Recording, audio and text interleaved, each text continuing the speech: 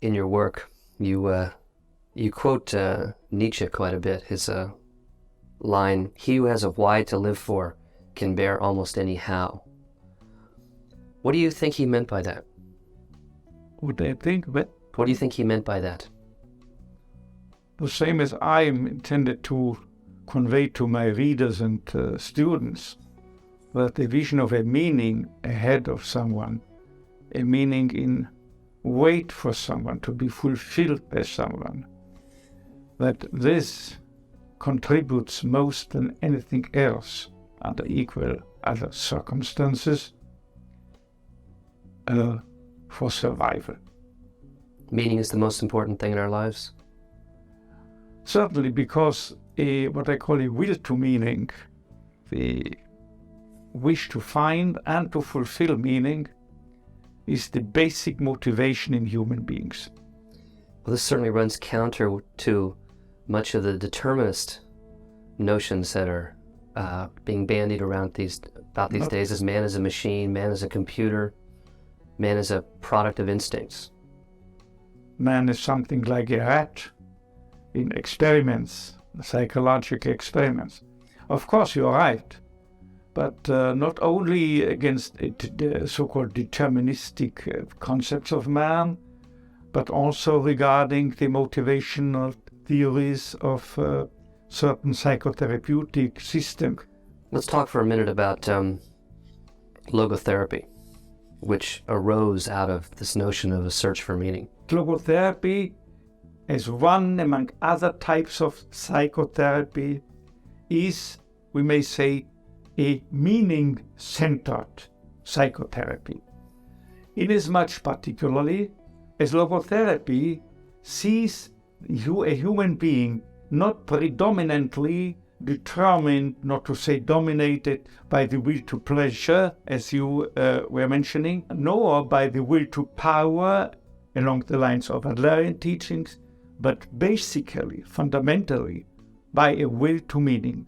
That is to say, the desire, the impulse to find, to discover in life, or better to say in each life situation, concrete life situation confronting someone, the desire to find a meaning therein and to go on to fulfill it. I was very intrigued. One of the most surprising things I've read recently was that you said that when you talked to European students, only 40% said they had suffered this sort of inner void, and yet 81% of American students experience the same thing. This was Now, decades ago. We think of it just the opposite. We think of the Europeans as being buried under this existential dread and sense of purposelessness, and Americans as being optimistic and upbeat.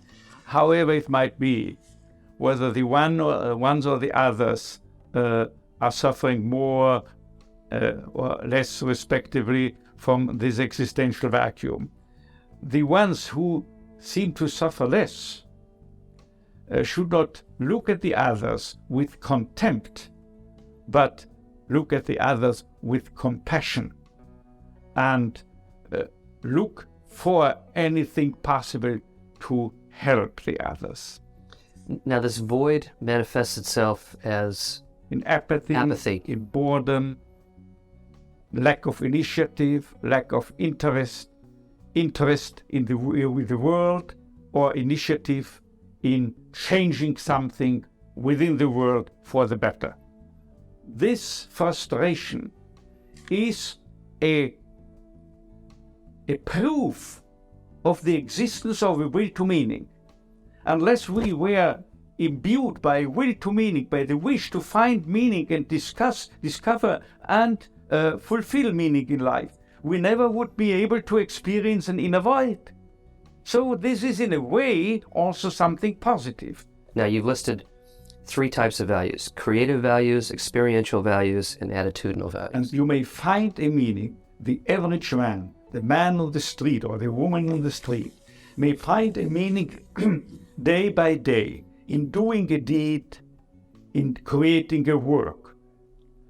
And that's the creative, and in experiencing something, the beauty, the truth as a researcher, or the good in dealing with people as a teacher or whatever. There's an extraordinary moment in Man's Search for Meaning where you talk about being in one of the Nazi camps and all of you going out to look at a sunset. Is that exactly this is a paradigm of experiential values, of finding a meaning in experiencing without doing anything, without achieving or accomplishing anything, but just in giving oneself to the immediate experience of something, say, beautiful going on in the world. Okay. This is the second avenue. But there is also another aspect of experiential values. Excuse me, not only experiencing something, but also experiencing someone. More than that, experiencing another human being in his or her very uniqueness. And it is the main attribute of a human being that he is a person in contrast to any animal. He is a person, and a person is always something absolutely unique, irrepeatable in the evolution of the cosmos, as it were, incomparable with any other human being. And this uniqueness can be got hold of solely by a loving person, because he not only sees the essence, but also the potentials in the beloved person, thereby, as I put it before, promoting him, alleviating it to reach out to attain this potential and to fulfill and thereby actualize also himself, but not by preaching self-actualization. It's nonsense. Self-actualization can only fall into your lap automatically once that you have fulfilled a concrete meaning, done the best of a situation. Then you actualize yourself as a byproduct. Let's talk about the third set of values, which is the attitudinal, the idea of choosing how to respond to suffering. Choosing the attitude. Yes. Yeah. If there is no possibility in a given situation to fulfill the meaning of a situation by giving oneself to the experience of beauty and so forth, nor to, if you have lost the capability to do your job, to do your work, even then there is an ultimate possibility to find and fulfill meaning. Not only the ultimate, it is even a potential to fulfill the deepest meaning, to attain the highest values.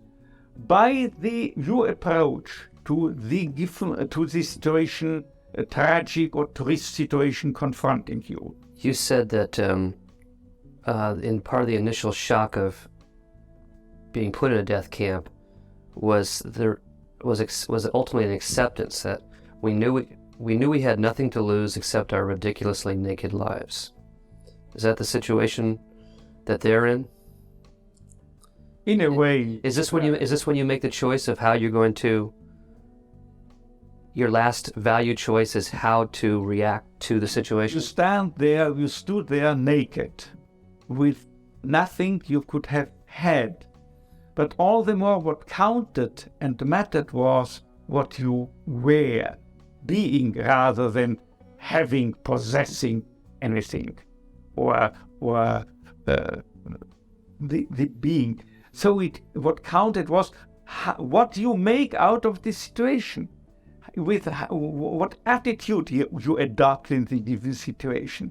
And there is a multitude, a wealth of possible attitudes to how to approach it. So you have to decide.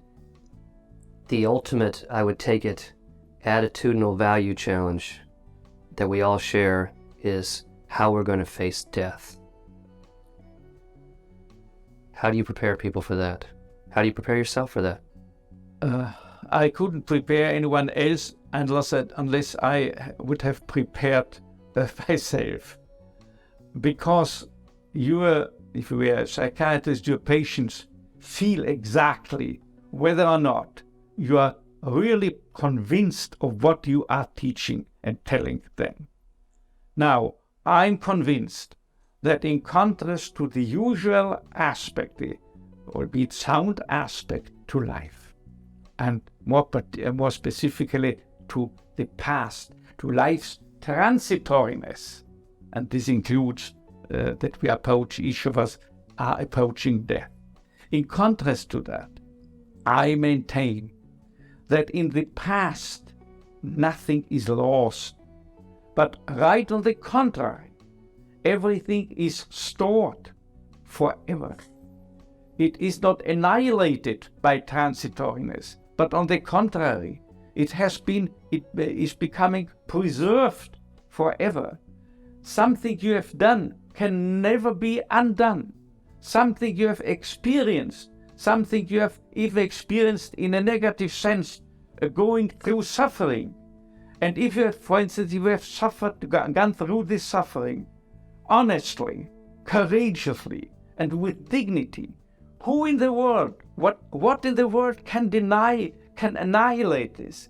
What you have done has been done forever, in both ways, in a negative as in a positive way. It cannot be undone.